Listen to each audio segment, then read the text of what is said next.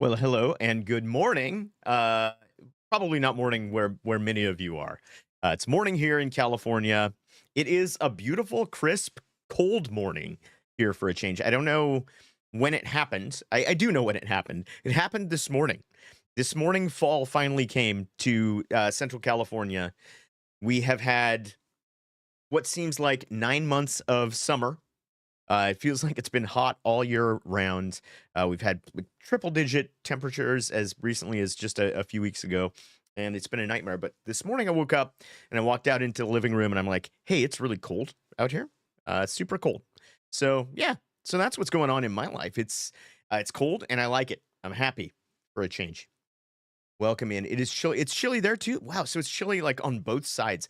What a weird year it's been for weather, right?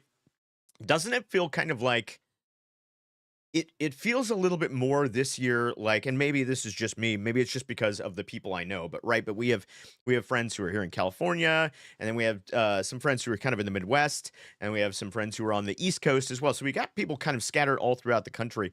But it feels like we've all been encountering the same kinds of things with weather this year, separate from all of the individualized things that we get based on the region we live in. Like no hurricanes in California this year, thankfully. I'm appreciative for that. And no tornadoes here either so far, although we do get them from time to time. But it feels like everybody was really hot for a long time, and now all of a sudden everybody's really cold, and it's global warming. Could be climate change, might be, don't know. Listen, what I'm not is a climate scientist, although I do have distinct thoughts about the way that we should treat our environment. Because even if you don't believe that humans can have an effect on like the eternal climate system of the earth, which some people don't, and whatever, this is not the place to debate that. uh there's no question that what we do can affect the short term conditions. And so, listen, I'm all about being responsible and trying to do what we can to make the planet a little more habitable in the short term, if not in the long term. So I think I'm still hot. Head of steel, I think you look great too, but I wouldn't brag about it. Sorry, I couldn't help myself. That's the joke that just comes out. But welcome in everybody. It's good to see you all. And welcome in if you're on YouTube as well, if you're watching the replay or if you're watching live. It's always great to have you. We would love to have you chat.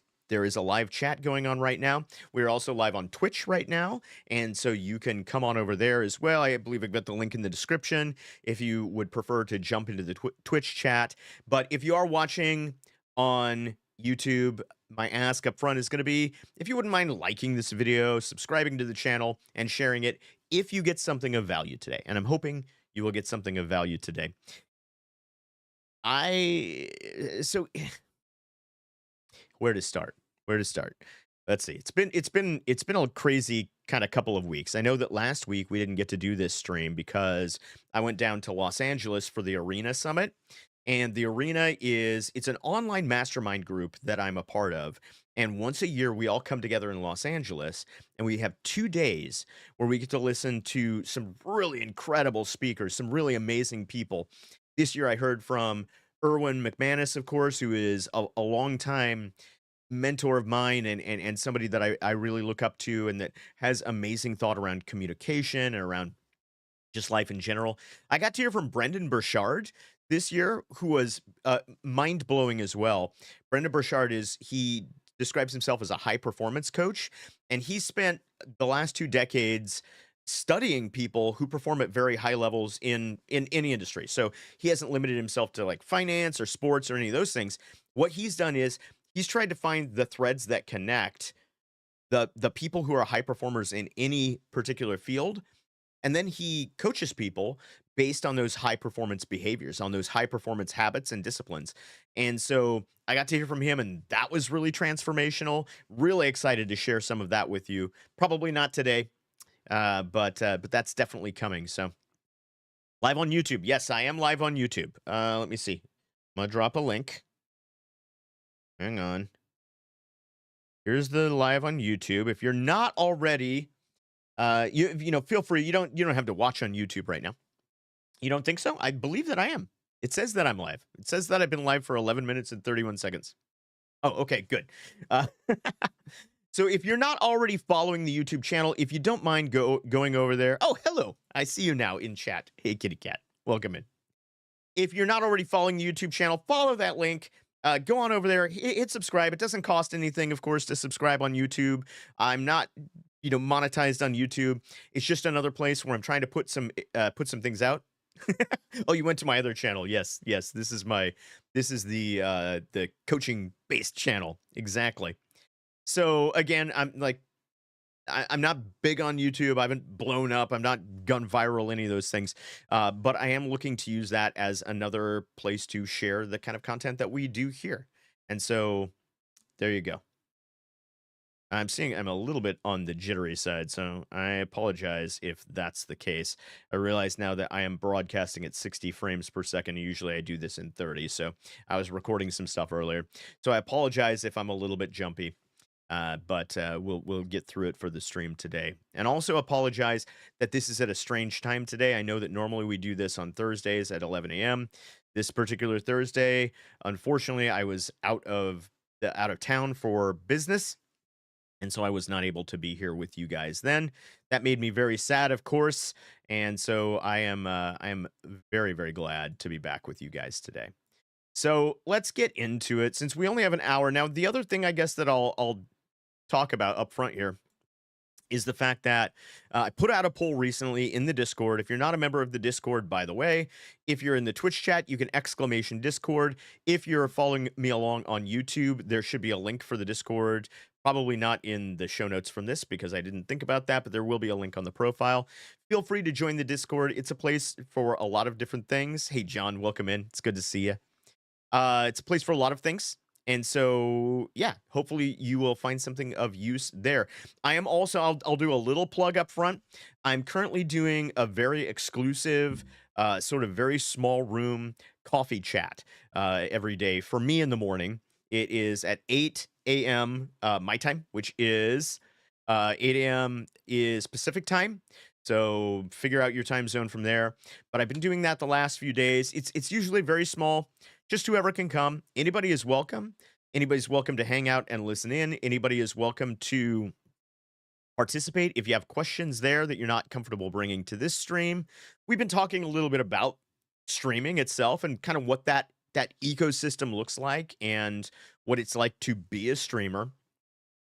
And especially a lot of people who are starting up or who are going through various different stages of growth, whether it's a plateau like I've been experiencing for the last few months, or whether it's maybe a dip in growth.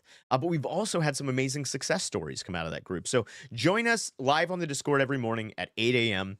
and we'll have more chats there.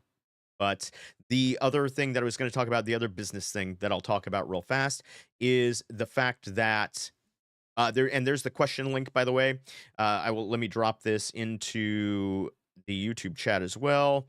If you have questions and you don't feel comfortable asking them live on stream, this chat will allow you to drop them into an anonymous question and answer platform where I will be able to see them and I will answer them. And that's where the topic for this week came from, which I will come to in just a minute. But the other business thing that I did want to talk about is I dropped a poll on that Discord a little while ago and asked people about exactly what they are you doing the morning coffee during the weekend as well? I'm not, John. So right now I'm just doing Monday through Friday. A part of that is because Sunday is and we'll talk about this a little bit. We talked about this in coffee chat this morning, actually.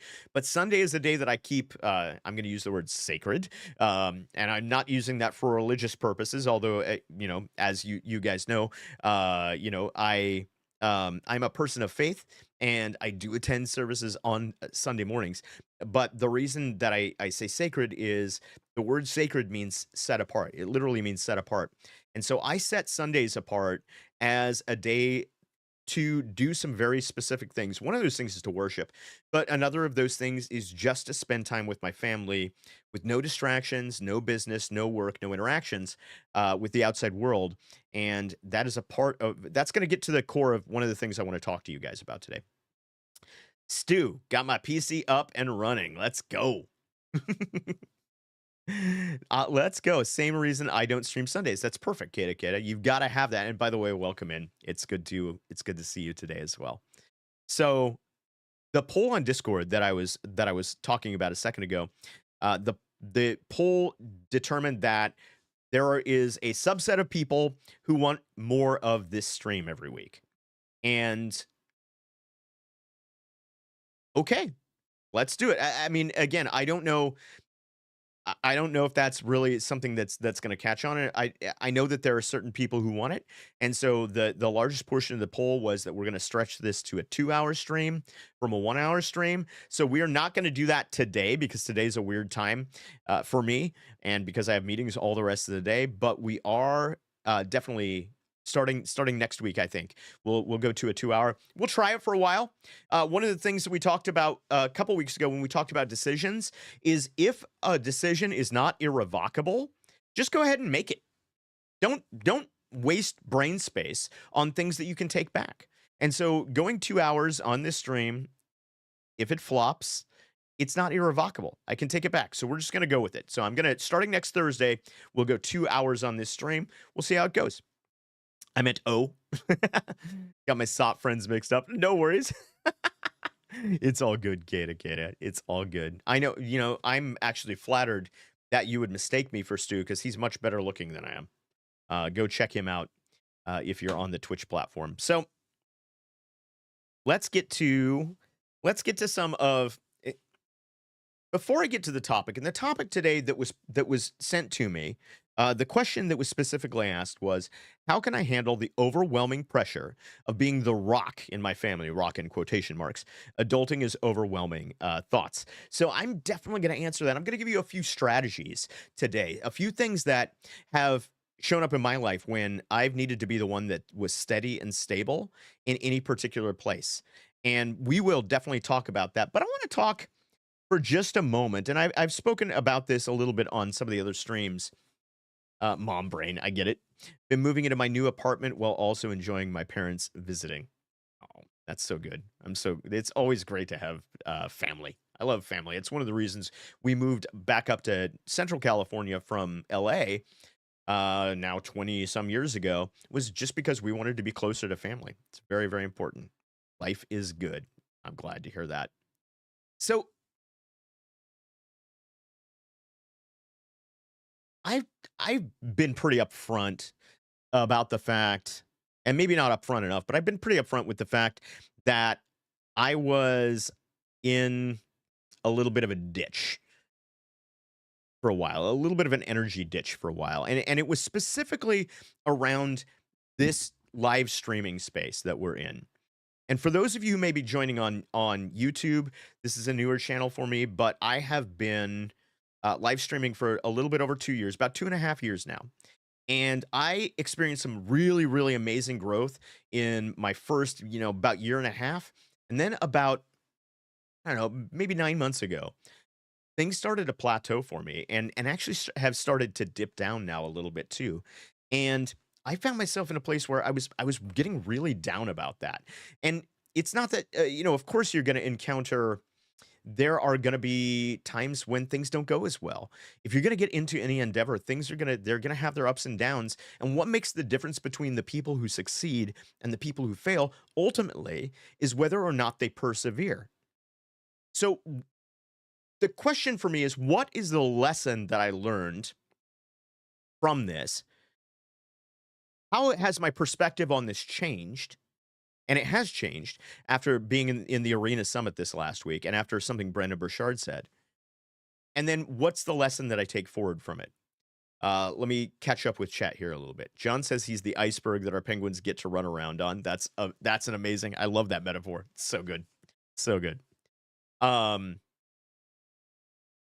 So what's the change in perspective that I had? I sat there and I was listening to Brendon Burchard, and he was talking about getting a second chance in life and what you have to do with that ticket.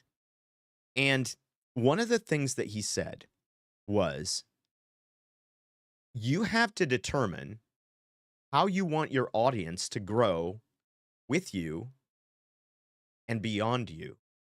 And it was the beyond you that woke me up. And I remember sitting there in that auditorium and listening to him say that. And I'd written it down. That was one of the notes that I wrote down, how your audience is going to grow with you and beyond you. And it just like, I almost got choked up for a moment because it occurred to me that at some point in kind of looking through the analytics and looking through the numbers and seeing the decline in viewership and feeling that that curve, feeling the overwhelming feeling that maybe I I wasn't performing at the level that I needed to be performing at. That people were losing interest because I had become less interesting.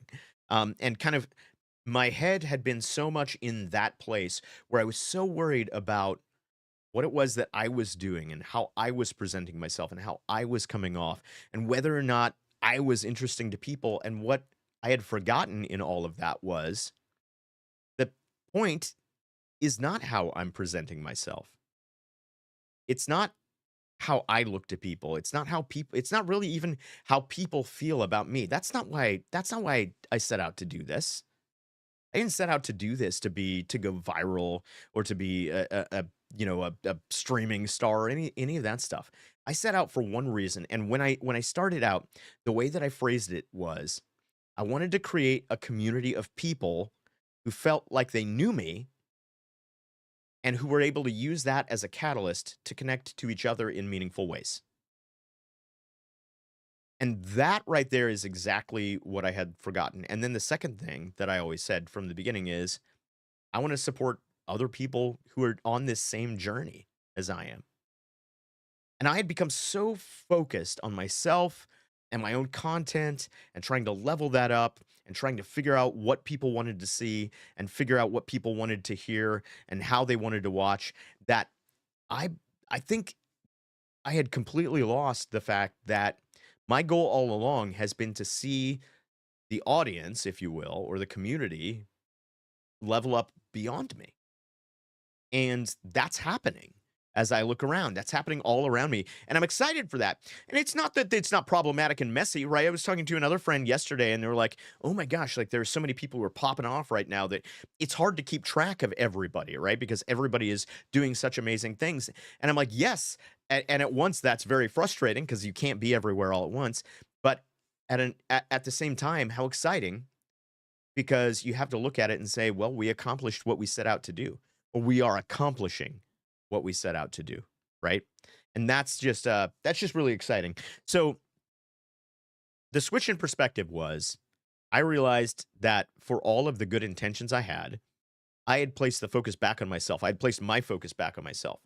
And when my focus is on me, then I'm ineffective in achieving my mission, which is to elevate other people.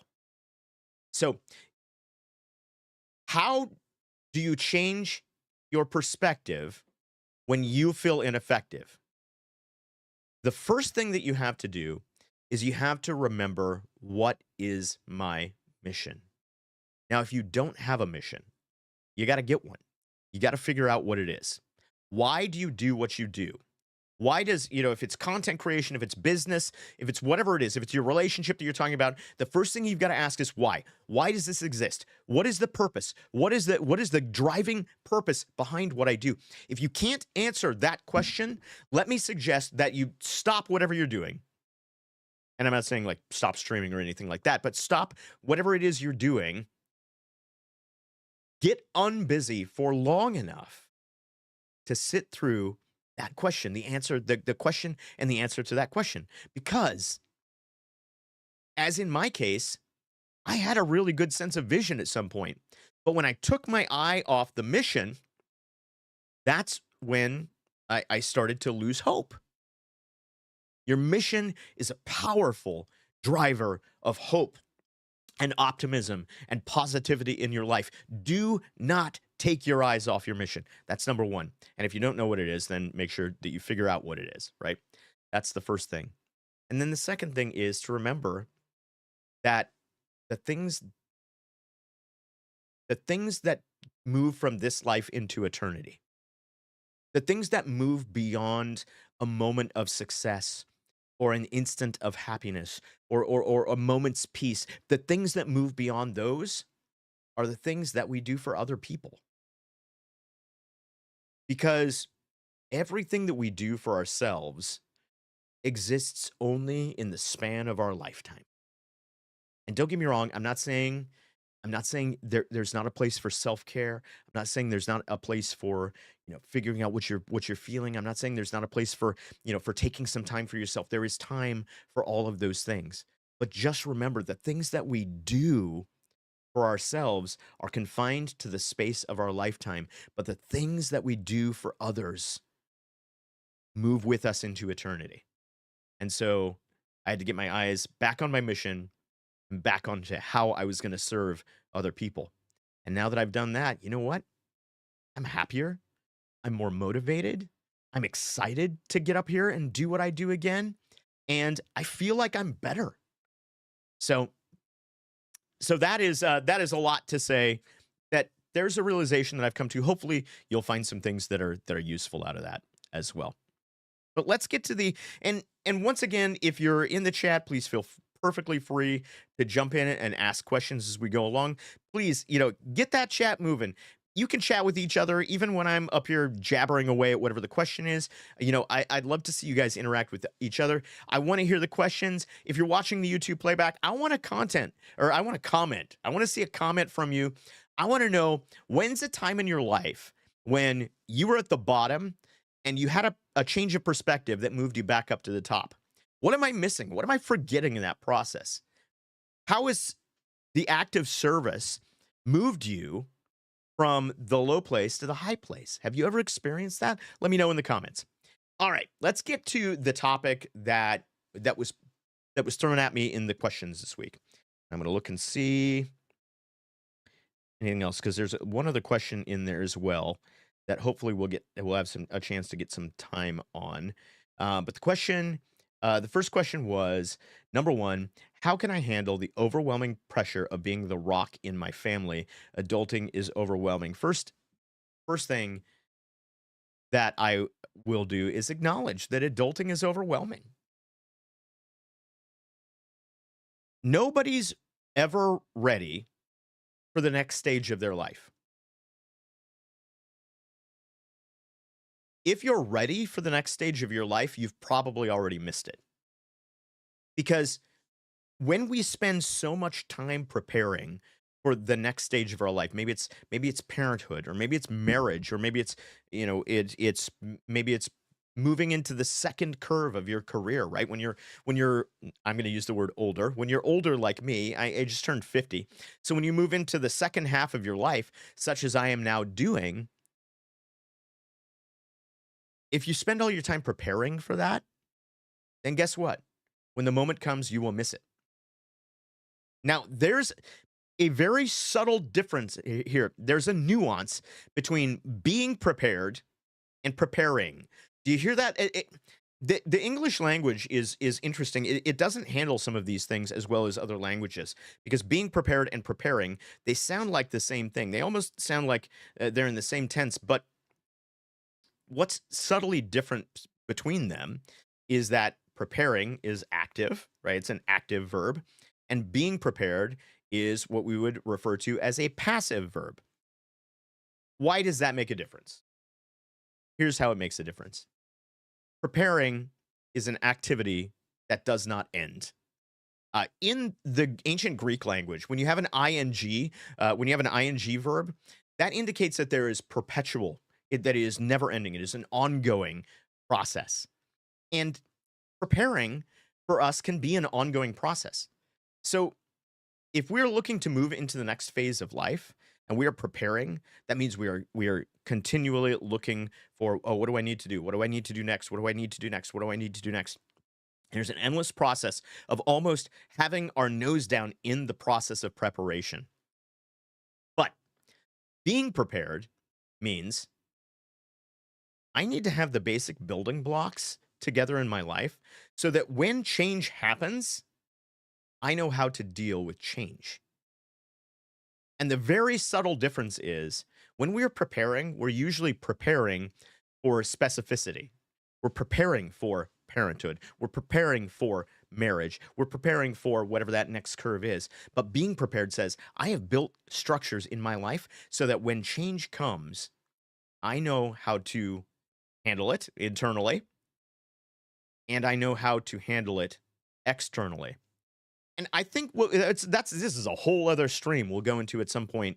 How you become a prepared person. We will definitely approach that. But I want to touch on that difference here at the beginning. And then the second thing I want to go after is this concept of being the rock. So being the rock. And when we talk about being the rock, typically we're talking about being the person who is stable in any given relationship. This is tricky because if a relationship, either a personal or a professional relationship, requires you to be stable, requires one person to be the stable person, then that's an indicator that something is wrong somewhere. And I'm not saying it's the wrong relationship or it's but it's an indicator. It's like pain in the body. Your body gives you pain so that you know that something is wrong with it. And if you don't pay attention to that warning sign, and if you don't locate the substance or the source of that pain, then oftentimes what happens is things get worse. And relationships, both personal, professional, and otherwise, are exactly the same. I'm very unstable. I love it. Um, so if a relationship requires someone to be the rock, then that means that something is subtly out of balance somewhere.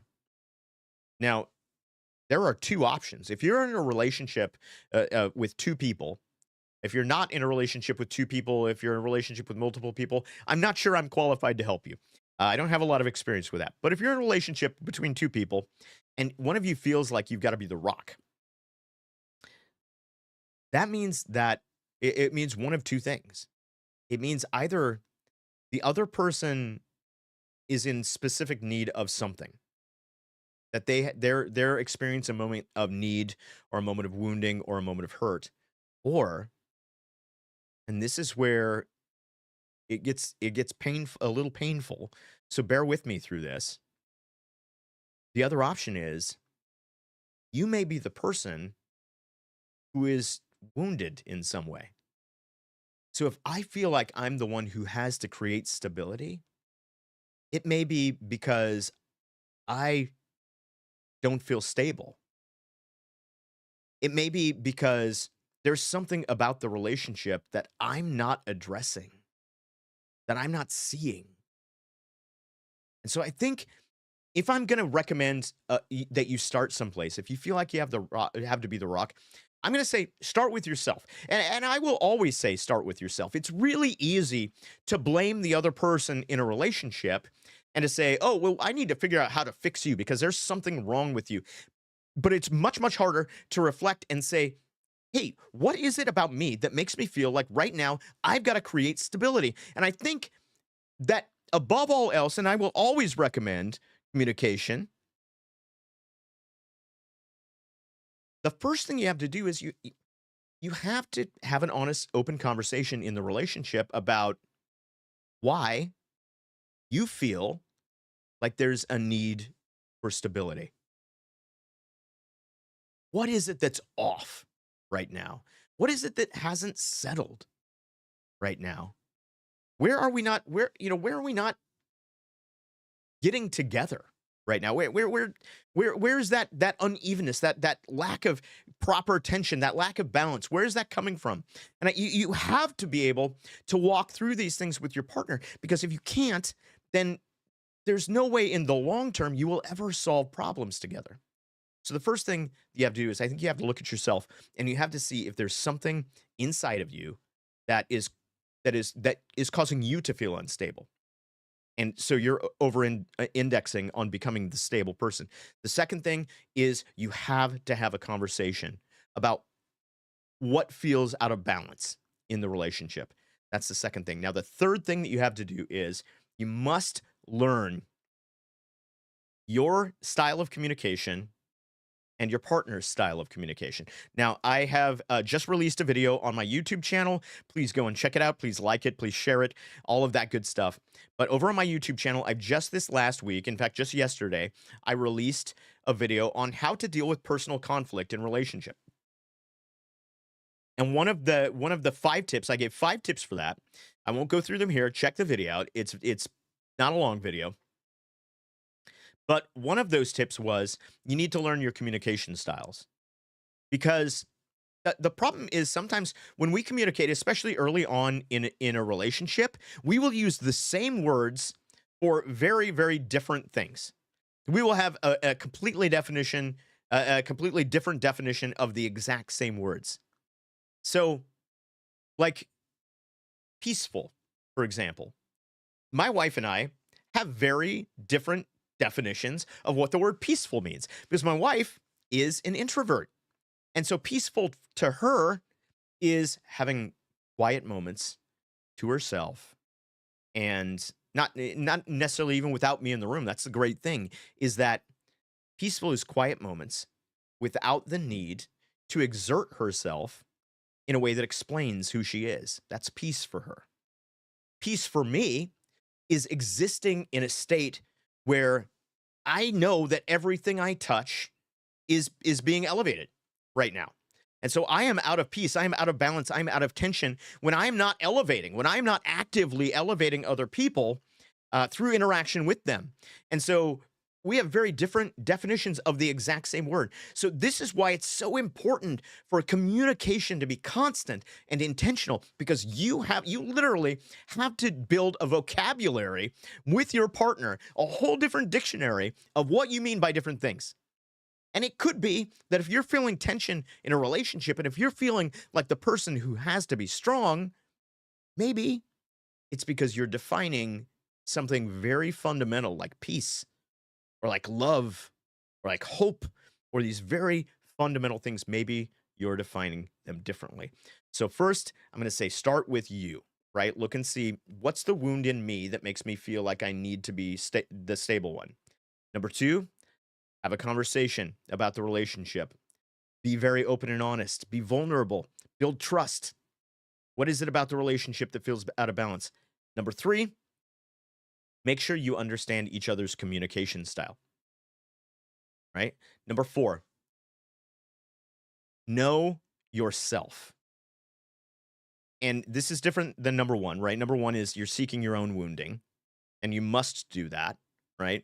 When I was going through kind of my depressive phase these last few months, when I was feeling this roller coaster with the content creation, I know that I had fallen into kind of a depressive phase, and I know that when I'm in that spot that there's something that's causing it, and I had to find the source of that wounding. And so I would talk to patients about it. We talked about it, but I really couldn't figure out what the source of that wounding was. And then, you know what? We had a conversation last week, and she's like, "Hey, I didn't really know." And this is, mind you, this is 30 years into our relationship. She said, "I didn't know if it was really my place to say that you had lost your focus on other people, but I saw it." So just remember, your partner will see things about your wounding that you don't see sometimes. It's really hard to have that perspective. But the last thing is a little bit different from that. The last thing is it's important to know your wounding, but it's also really important to know what lifts you up. And you have to be tapped into a source of energy for yourself. And I believe that a part of the source of energy is you have to believe in something bigger. So, whatever that happens to be, you have to believe in something bigger. You have to believe that better things are coming. This is hope, right? This is hope that there are better things. And you have to constantly be pressing on towards those better things in every aspect of your life. And you have to find what about that brings you energy, and you have to provide space and time for yourself to access that energy, because if you do not, then you will not have the space inside of you to fill yourself up with what is required for that relationship to function the way that it needs to function. This is to say you are like a jar, And part of that jar is filled up with potential.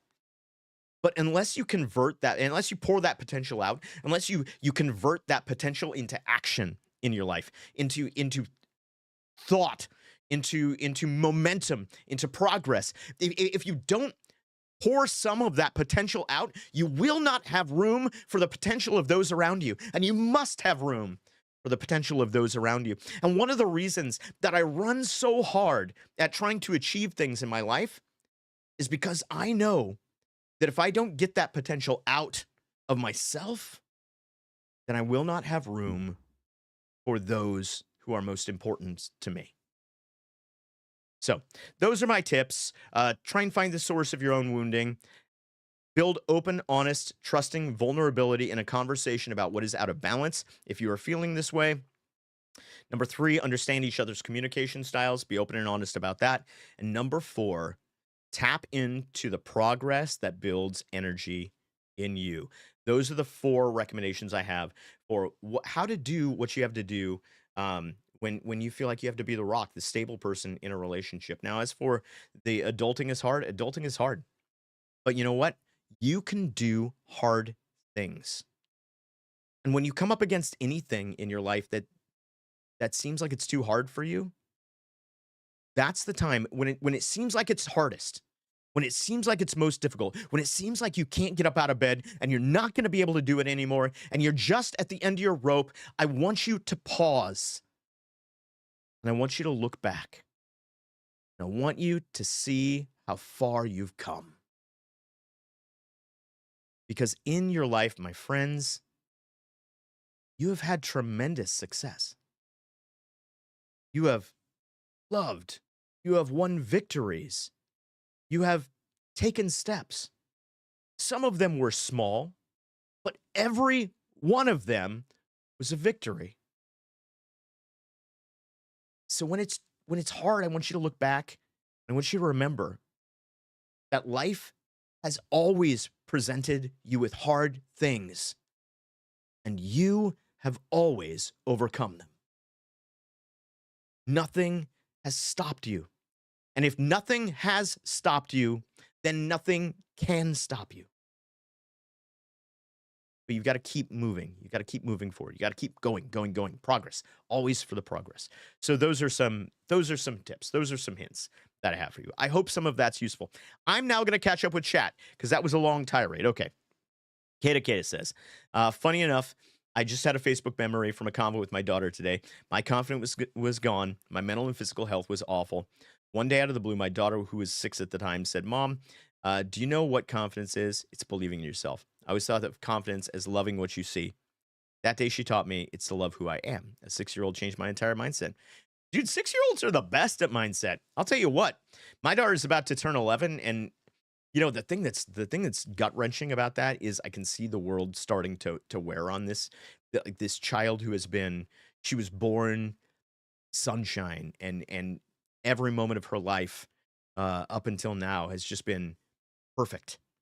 And I can see just the weight of things starting to come down on her. And so every day I'm working to lift her up a little bit more, working to give her a little bit more confidence, a little bit more optimism, because never want her to lose that sense that she is great, that she has greatness within her. But yeah, but 6-year-olds are the best at mindset. And I'm glad to hear you say that, right? Because confidence is not about performance. I'm not confident in this space because I've been speaking in front of audiences since I was 8. I mean, that's a part of it, right? You get reps in, you get experience in, and that brings confidence. But it's not because of that. Confidence is knowing, first of all, who you are. I do not believe you can have true confidence if you don't know who you are first.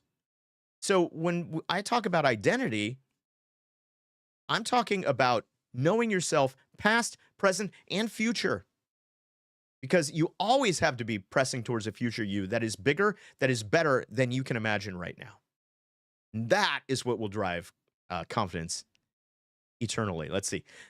Kitty Cat says, I'm very unstable. I'm over emotional and overly anxious all the time, but I'm working on it. So let's see. The first thing I would say to you, kitty cat, is give yourself space, right? Give yourself space to be emotional. There's nothing wrong with being emotional. I was talking to a friend of mine yesterday. We were having a text conversation, and my friend was saying, I was saying, this is a kind of a dangerous conversation for me because I never want this to come out wrong. So please don't hear this. Please don't hear this in a way that I don't mean it. I hope that you have enough context around me to know um, how I intend this to come out. I'm I'm really worried about a certain part of our culture that seems like it's a very prevailing part of our culture right now that has people fascinated with their limitations. And by that, I mean that it seems like we are ingraining from a very young age to a lot of our people, at least in this country, that they are the victim of certain ways that the world works, right? Now, I'm not saying that there are not systematic things that are wrong that provide obstacles for people. I'm not saying that. There are all kinds of things that provide that, right? I'm not saying that at all. So I want to be very clear about that. But here's the problem. And I don't know if you've seen this, but tell me again, hit me in the comments on YouTube, hit me up in the chat on Twitch if you see this as well. I see young people right now who are way more interested in how they can label their dysfunction than they are in transcending it. I see people who are way more worried about what they can call their limitations and how they can identify as those limitations than they are in overcoming those limitations. And so I was having this conversation with my friend, and my friend was like, "Yeah, but also like, um, you know, what we need to do is we need to teach our kids that it's you know." And my point in saying this was, I'm afraid we're moving away from resiliency. We're moving away from strength as people because all we're doing is we're telling these kids, "Hey, you're limited. The world's not fair." That's what we're telling them. And while that is true, we're not telling them the end of the story, which is this. If your world is not fair, it is your responsibility to make it right. It is your responsibility to break the ceiling because you have that power. You have that greatness. You must fight for what is right. You have to do it. Now, if you're not interested in being great, if you're not interested in growing, if you're not interested in getting past this moment in your life, then fine. You know what? It's okay. There, you can live in that, and that's okay. But if you want to elevate, if you want to get to the next level, then those fair things, those unfair things aren't going to correct themselves. You have to stand up against them. And when you stand up against them, maybe you will bring the courage to other people to stand with you. And when enough people have enough courage to stand against the things that aren't fair, eventually over time, we must believe that those things will become better. But if all we teach our children is the nature of their limitations, then we will never move them towards a position of strength where they have the power to fight for what is right. And I was saying this to my friend, and my friend was like, "Yeah, but at the same time, like we also maybe we just need to teach our children that it's okay to cry. Like we don't want them to be too strong." And I'm like, "No, no, no, you don't understand." And this is where I tie back to you, kitty cat. You don't understand. Crying is strength. Being emotionally available is strength. It's not a defect. This is the problem, is that when we say, "Oh, well, if we want to be, if we're telling children to be strong, we're telling them it's not okay to cry," we're literally buying into the whole schema that has gotten us to where we are in the first place. We are admitting that we believe that being emotionally available is weak. And I am here to tell you it is not weak. It is strong. And you are strong in your feelings. But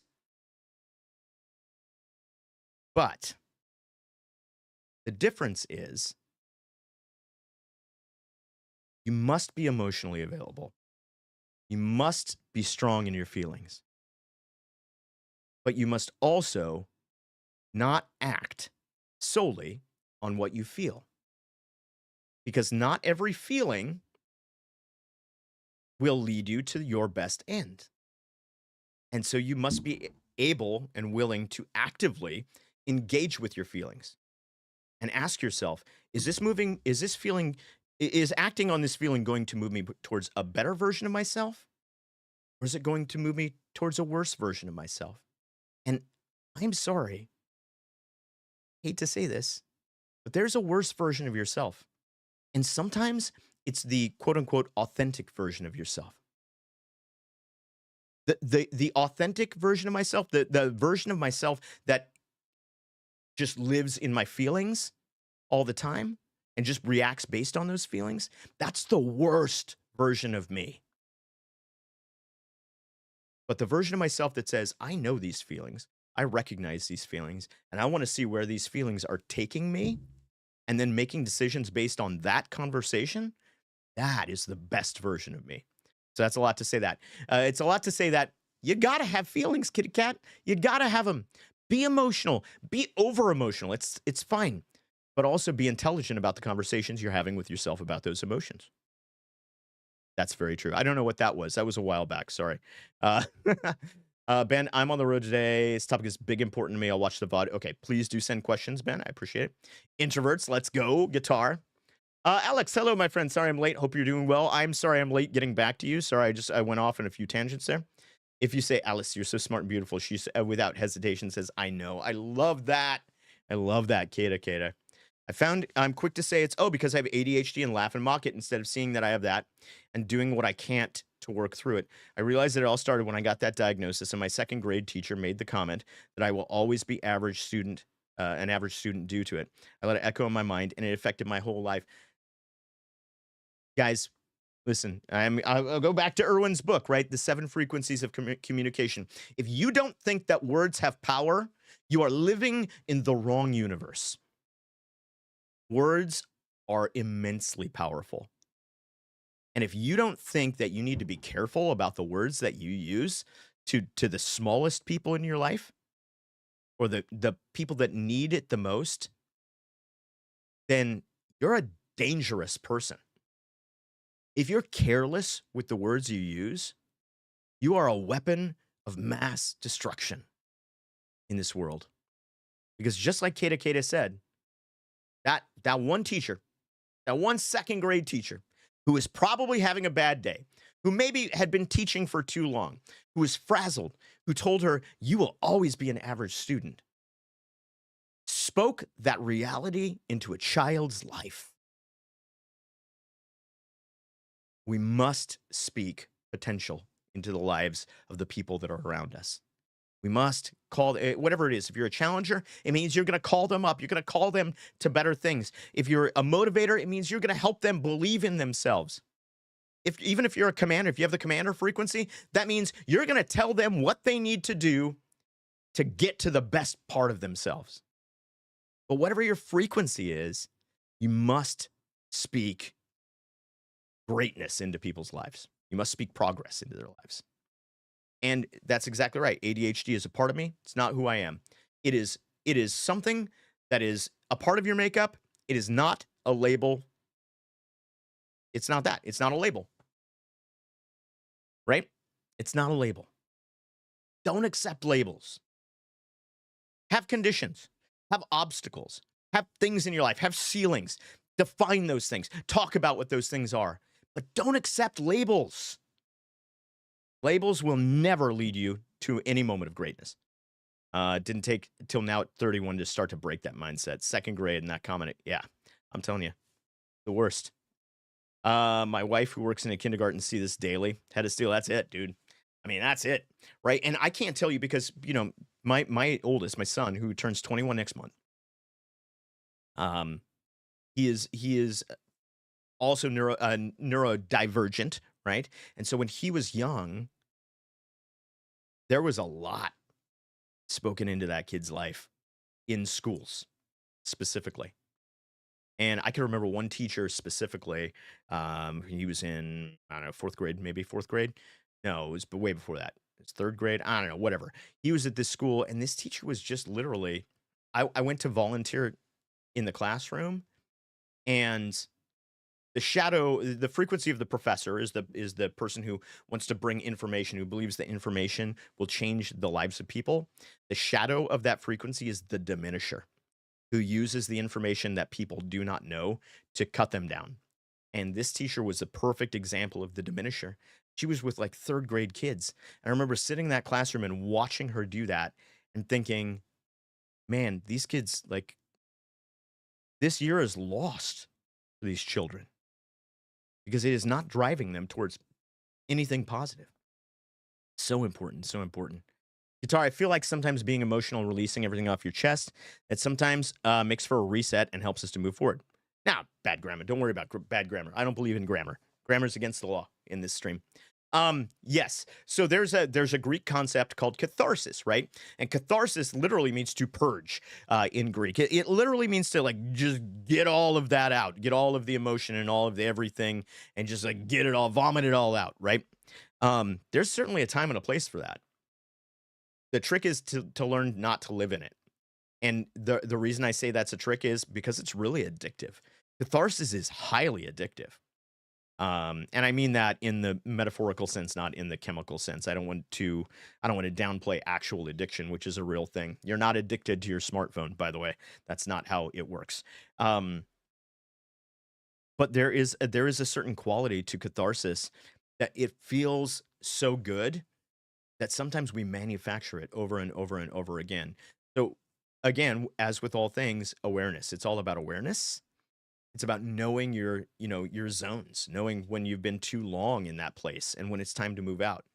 But everything should always be with an eye towards moving yourself to a better future. But I think that's a great observation though. Sometimes you just have to be highly emotional.